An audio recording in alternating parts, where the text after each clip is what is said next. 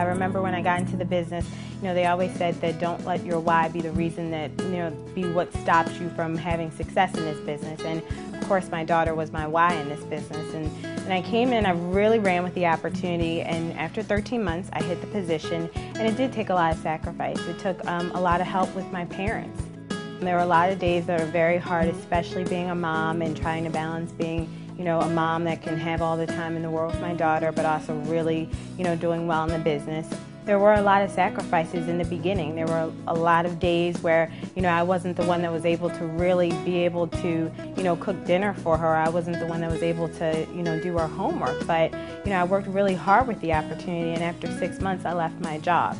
And so now what it does is it allowed me to be the stay-at-home mom that I always wanted to be. It allowed me to be the mom that could pick my daughter up from school. My daughter can see that, I'm going out there and creating life for myself. I'm not just working a job anymore. She knows that I really, changed my life, and I'm trying to create the life of both of our dreams.